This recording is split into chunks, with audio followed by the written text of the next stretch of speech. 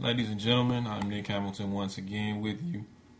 I'm going to talk a little bit about the Sparks. I mean, to those WNBA fans, Sparks fans, critics, um, anybody that could pretty much talk about women's sports or basketball, I had an opportunity to cover them this season. I've been watching the WNBA for years.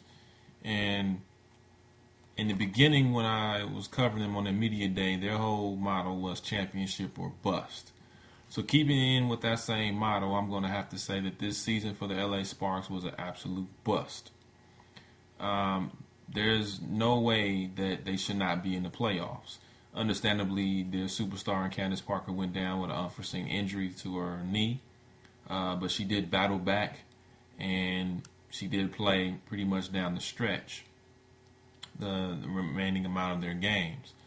What I'm going to do is break down the team. I'm going to break down even the coaching staff and upstairs management, GM, so forth. I would have to say that this season was definitely an eye-opener. They had talent, but not enough talent to compete with the other teams like the Minnesotas, the Phoenix Mercury, the Seattle Storm, the Connecticut Sun, Indiana, even though they beat Indiana. But there were other teams, Atlanta, that they just could not get over. And I'll break it down from the team perspective. You have outstanding guards in Natasha Lacey. There's no reason why Natasha Lacey shouldn't have gotten more playing time. That girl is a one all day long. She's an absolute stud. Great basketball IQ, solid court vision. Same thing with Chrissy Tolliver. She's a solid two guard. Chrissy is a fantastic spot up shooter. Again, 3-pointers. I mean, she's hot. She's hot. Tisha Pinachero. I mean, she's accomplished so many things in this league, in the WNBA. She's a champion, all-time assist leader. But other than the two good games that she's really had, she was really not a factor. The opposite guard, the opposing guards were blowing by her. She can't guard any of the speedier guards, and she's pretty much past her prime. So it is time for her to retire. She's had a solid career. Nobody can take that away from her, but she's past her prime. She needs to go. And her place in the WNBA will always be significant. When you look at Candace Parker, absolute phenomenal talent, stud. I mean, just everything you could think of. The only thing that's been plaguing her the last few years was just injury. But minus that, she's always played to a very high level. She's definitely that elite player. But the Sparks need to give her some help. And what I mean by help is possibly trade for another superstar to join her. The WNBA has become a two-superstar league. If you look at Seattle, if you look at Phoenix, if you look at Minnesota, if you look at even Connecticut, it's become a two-star league. The Sparks need to wake up and join the rest of the pack if they desire to truly be champions. Tina Thompson, one of the all-time scorers, top 15 player, she still is in phenomenal shape.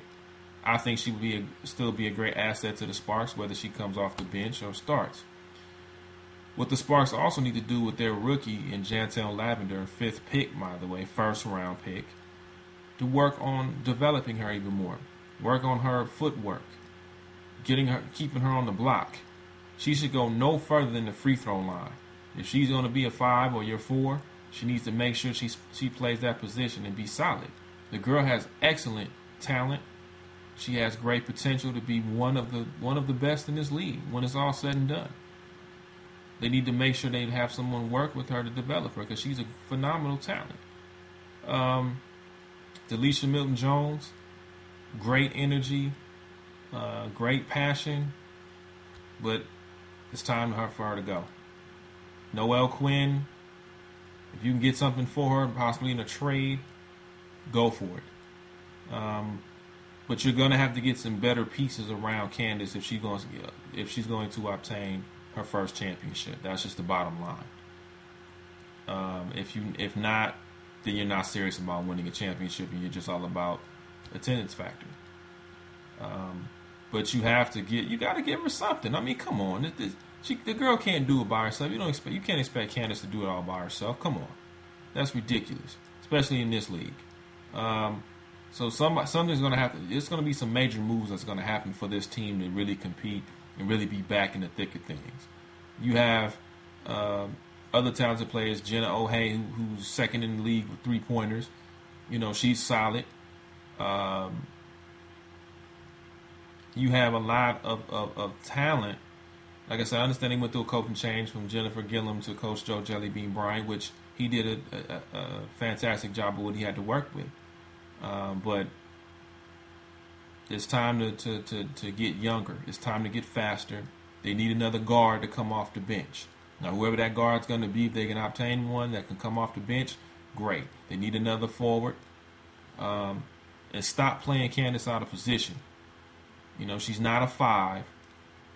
She can slide the 4 and definitely play the 3. But stop playing her at the 5. She's not a 5. And it's disappointing from a fan's perspective and also from just being from a professional perspective, because you see so much in it, how hard these ladies work night in and night out.